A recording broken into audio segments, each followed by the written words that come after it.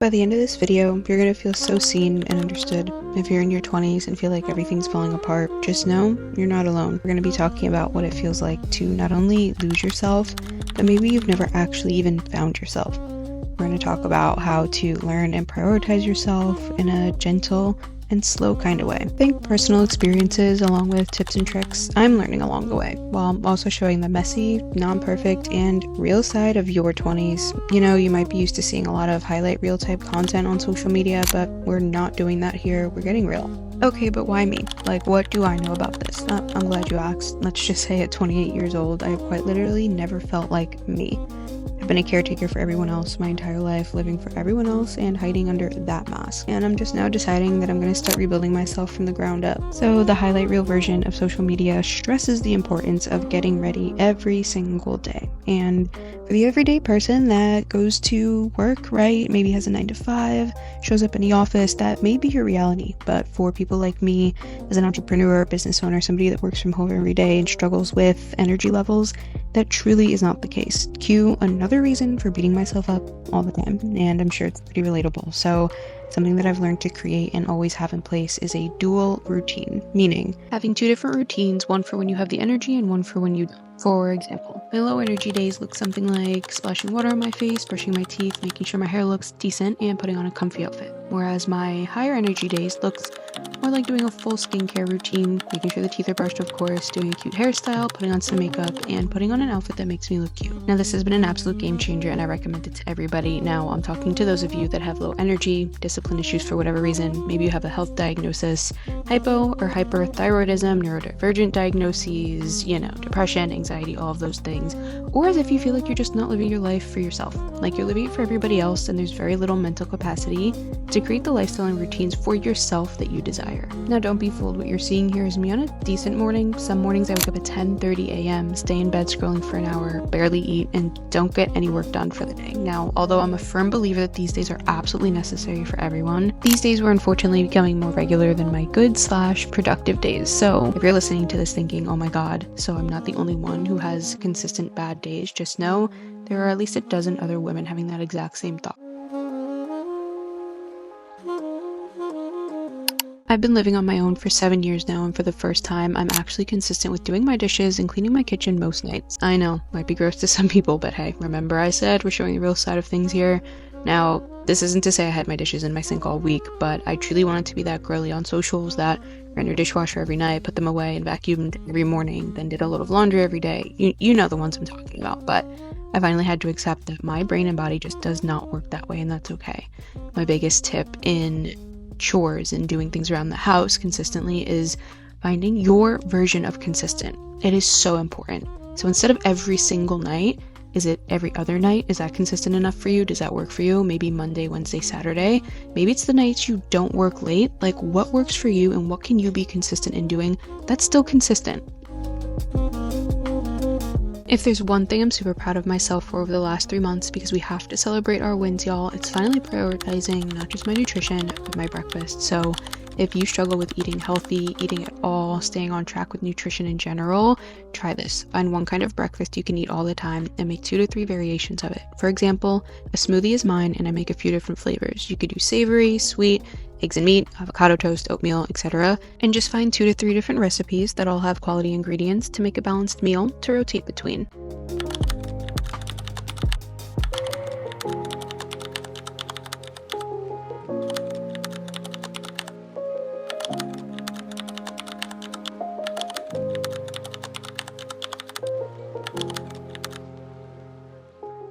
Life has been looking a lot different lately.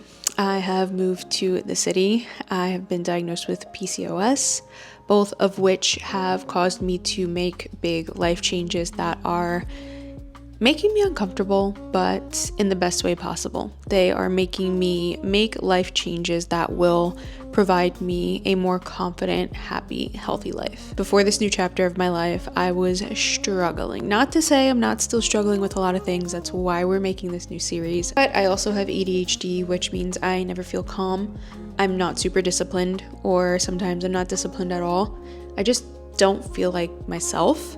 And that, in combination with this new PCOS diagnosis, has kind of sent me into a little bit of a spiral, but has caused me to make these new changes. And on top of that, I have been living my life for everybody else and so many other people for my entire life up until recently, up until now, to be quite honest. So to say I really haven't known, understood, or loved myself is an understatement. And I know this is all so relatable for so many women. Maybe you don't relate to ADHD and PCOS and being a people pleaser and struggling on the daily with discipline, but if there's one of those things that you struggle with, I think it's so important because I feel like a lot of people don't get deep enough and share their full journey in regards to learning themselves, diving deep, getting answers that may make them super uncomfortable, like going to the doctor, getting these diagnoses and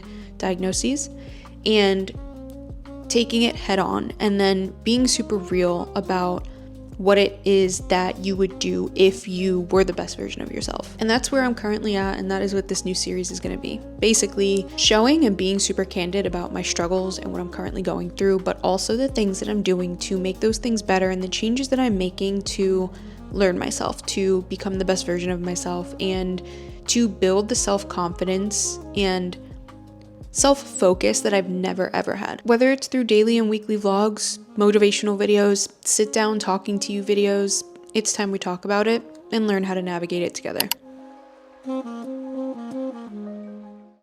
Movement, what I like to call my first love and also the bane of my existence. With PCOS, everything changed. Honestly, over the last 4 years, I've gained 30 pounds, what seemed like overnight, despite doing all the right things, so you can imagine my sort of resentment towards movement. I've been working out for well over 13 years now, and I had to unlearn most of what I knew and loved. Weightlifting is my favorite kind of movement, but I learned too much of it isn't good for my body. There was a time when I was lifting 7 days per week. Walking, however, is what my body needs, craves, and thrives on. Don't get me wrong, I now adore a long, peaceful walk, but there was a time when the thought of cardio pissed me off. This is why it's so important, y'all, to know your body, go to the doctor even when it feels uncomfortable, advocate for your body if something feels off, and don't give up until you get answers.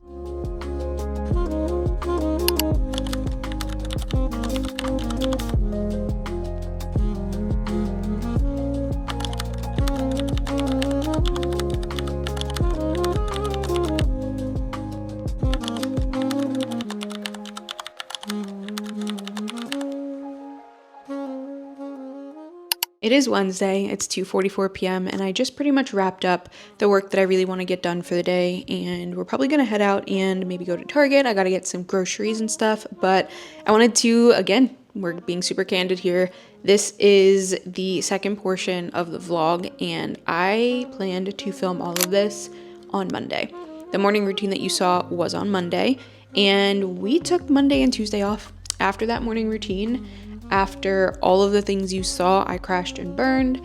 I am on day 43 of my cycle. If you know that's not cool. Cycles are supposed to be 28 to 30 days long, and I'm on day 43. My cycle is usually super late, but again, we're on this PCOS journey. We will talk more about that maybe in the next video, but it's just been kind of discouraging being on like the second or third month of trying to navigate PCOS. My entire diet has changed, guys. My movement has changed. My everything that involves taking care of PCOS has changed. And it is now the third month and my cycle's kind of pretty much back where we're at. But there are some positives that have come from it, which again, we will talk about. But I wanted to be candid and let you guys know, like, hey, this whole video was supposed to be filmed on Monday. And here we are, it's Wednesday. So figured I'm feeling a little bit better today. We do have to run out, but yeah, just finished up some work for the day. And I actually got a Skims package in. It's nothing crazy, but I figured I would show you guys because we all love some Skims. So I actually only have 2 things from Skims before this item, and it is a pajama set. It's the boyfriend oversized sleep tee and the boyfriend boxer, and I love them so much. Sleep in them every single week, love the material. And then I have also tried on a few different Skims things like the Fits Everybody fabric in Nordstrom. Never got it because they didn't have my size, but I fell in love with it. And I was like, you know what? I need to stock up on my bras. Girls, get yourself good bras. Like, I'm not saying Skims is the best quality for bras, but something that I skimp on a lot is bras. I just wear a sports bra every single day. That's what I'm wearing right now. I do live in activewear, but part of this new chapter of my life and learning to get more self-confidence and get out of my comfort zone is wearing more non-athletic wear. So we've got some different tops with different cuts that sports bras just won't help. So get yourself some good bras, a racer back, an everyday bra, a push-up, a strapless, you know the deal. So we are on that journey. I'm on my first bra from Skims, and this is the Fits Everybody Racer Back Bralette. Now, I've been wanting the scoop bralette for a very long time, but I have a couple tops that I want to wear this summer that are like a racer back tank top cut, and I don't have anything other than sports bras that fit underneath that. So I figured I would get the racer back version first. So this is what she looks like. She's just a cutie. I actually had to return and get the next size up just because I want it to be super comfortable, but this is her. Nothing crazy, nothing special, but we absolutely love this fabric. Super stretchy. It fits really well. I haven't tried on this specific size, but the size that I had before fit well. It was just a little too tight around my lats because my lats are huge. But yeah, and if you're curious, this is in the color Sienna. There is another bra that I want next. I want it to be like my everyday bra that's not a bralette, but like a full bralette, but I can't do wired. So I think it's like the demi bra. I don't know, but anyway, if you're looking for a good like racer back bralette to wear every day that's super comfy, this is your girl.